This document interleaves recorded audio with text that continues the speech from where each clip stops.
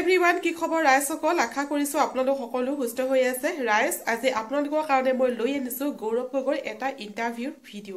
আৰু সেই যেটো ইন্টাৰভিউৰ ভিডিও হয় আৰু সেই ভিডিওটোত গৌৰৱ গগৈ বহুতো কথা কিছুমান কৈছে মহা বিস্ফোৰক মানে কিছুমান বিস্ফোৰক মন্তব্য দিছে আৰু লগতে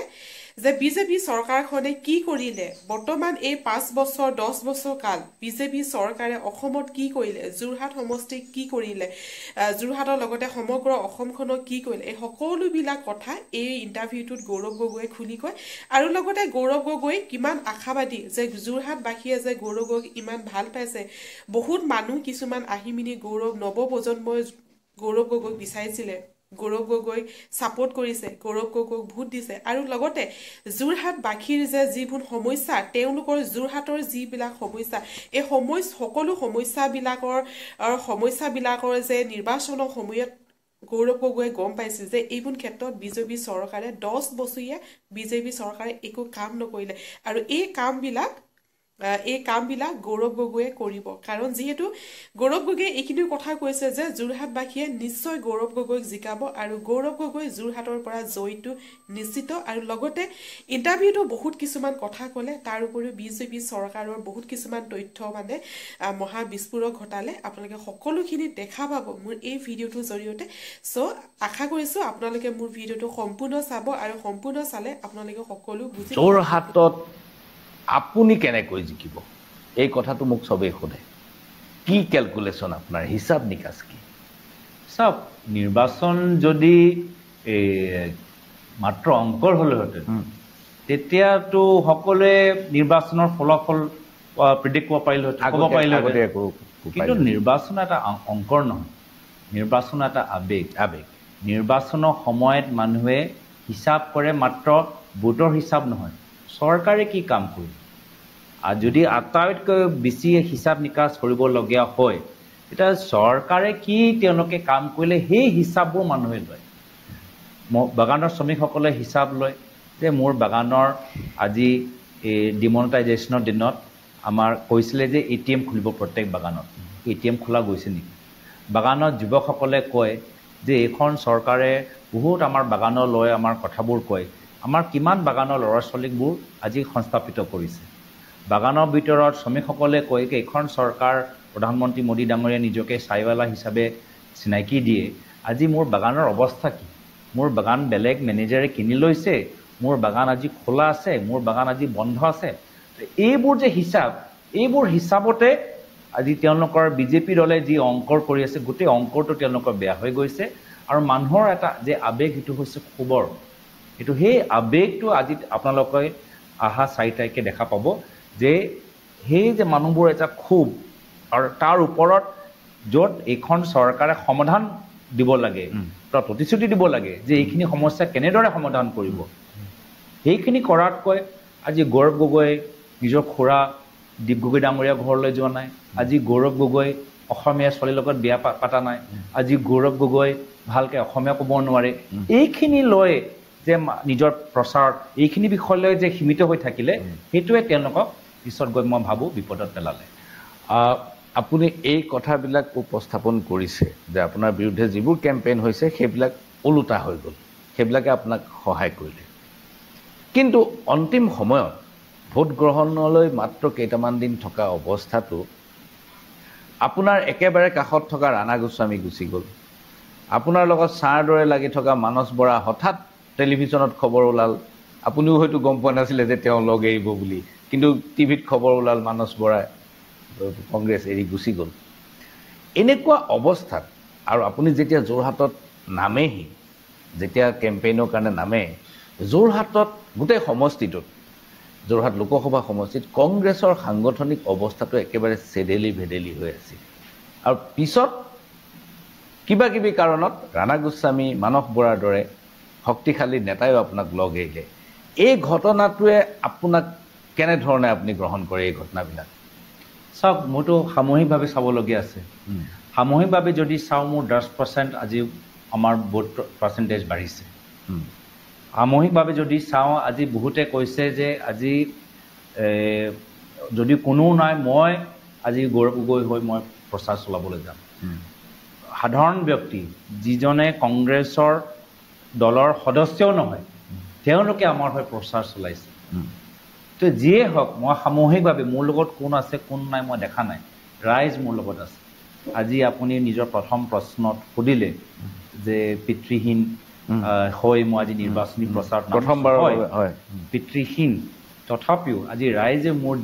যোৰহাটৰ ৰাইজ যিদৰে মোৰ অভিভাৱকৰ ভূমিকা গ্ৰহণ কৰি নিজে আজি প্ৰচাৰ চলাইছে মোৰ লগত যোগাযোগে কৰা নাই এতিয়া বহুতে আহি মোক কৈছে আপোনাক আমি মই ডুবাইত চাকৰি কৰোঁ মই ডুবাই আহিছোঁ আপোনাৰ ভোট দিবৰ কাৰণে মই আজি বেংগলোৰত আহিছোঁ মই বেংগলোৰৰ পৰা আহিছোঁ মই আজি 3 দিন মই নিজে বাইক চলাই মই আহিছোঁ বহুত ল'ৰা ছোৱালী কৈছে আমি ৰাজনৈতিকভাৱে কোনো দলৰ লগত নাই কিন্তু আপোনাক চাই আমি ওলাই আহিছোঁ তো মই ৰাইজৰ পৰা ইমান মৰম পাইছোঁ মই যেতিয়া ৰাইজৰ পৰা ইমান মৰম পাইছোঁ এজন দুজন ব্যক্তিৰ মৰম যদি মই হেৰাইছোঁ মোৰ কাৰণেতো মই যদি হিচাপ কৰোঁ মই যিমান মই হেৰাইছোঁ তাতকৈ বহুত বেছি মই পাইছোঁ বিজেপিও খুব কনফিডেণ্ট হৈ আছে ৰনোজ পেগু ডাক্তৰ ৰনোজ পেগু শিক্ষামন্ত্ৰী মই সিদিনা সাক্ষাৎকাৰ লৈছিলোঁ তেওঁ কৈছে 2 লাখ ভোটত গৌৰৱ গগৈ হাৰিব অখিল গগৈয়ে কৈছে যে কাৰো কথা বিশ্বাস নকৰিব এইবোৰ আন্দাজত কৈ আছে গৌৰৱ গগৈ জিকিব মানুহৰ মাজত এটা বিভ্ৰান্তি আপুনি মোক ফহিয়াই বুজাই দিয়ক যে আপুনি কি হিচাপত জিকিব চাওক মই আকৌ কৈছোঁ মই অংকৰত মই যাবলৈ বিচৰা নাই কোনোবাই যদি কৈছে 2 লাখ ব্যৱধানৰ পৰা আমাৰ পৰাজয় হ'ব কিছুমানে কৈছে 2 লাখ ব্যৱধানৰ পৰা আমাৰ বিজয় হ'ব বা আমি জয়লাভ কৰিম মই তাত সোমাবলৈ বিচৰা নাই মই আপোনাক আগতেও কৈছোঁ যে এই নিৰ্বাচনী প্ৰচাৰত ৰাইজে নিজে প্ৰচাৰত নামিছে আমি ৰাইজৰ শক্তি জানিব লাগে আপুনি ৰাজনৈতিকভাৱে সক্ৰিয় মই এজন ৰাজনৈতিক দলৰ সদস্য অসমৰ ৰাইজৰ মনত কি চলি আছে কিয় আমি বেলেগ সমষ্টিৰ তুলনাত যোৰহাটত আমি বহুত পাৰ্চেণ্টেজ আমি বেছি দেখা পাওঁ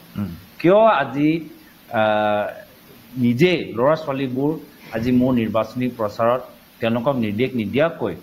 আজি তেওঁলোকে নিজে গোট বনাই ক'ৰবাত ঘৰলৈ গৈ বিভিন্ন ঘৰত গৈ প্ৰচাৰ চলাইছে ক'ৰবাত নিজে গান ওলাইছে আজি কিয়নো ডিজিটেল মিডিয়াম যোগেদি আমি ইমান মানুহৰ ওচৰত যাবলৈ আমি সক্ষম হ'লোঁ তো এইখিনি কথা বেছি গুৰুত্বপূৰ্ণ কি কাৰণত আজি ৰাইজ আমাৰ ওচৰত আহিছে নহ'লে আপোনালোকৰ কোৱা দৰে আজিতো অংকৰ যদি চাই যোৱা নিৰ্বাচনৰ যদি অংকৰ চাই যোৱা উপনিৰ্বাচনৰ অংকৰ যদি চাই যদি আমাৰ লগত আজি তাৰিখত সংগঠনৰ কি স্থিতি যদি সেইফালে চাই তেতিয়াতো ইমান কষ্টই কৰিব লগা নাছিলে বিজেপি দলটো কিন্তু কষ্ট কৰিবলৈ হ'ল তেওঁ এইটো কথা মানিব লাগিব মই ভাবোঁ আজি সেইটো কথা মোৰ কাৰণে বেছি গুৰুত্বপূৰ্ণ যে এই গোটেই নিৰ্বাচনী প্ৰচাৰৰ সময়ত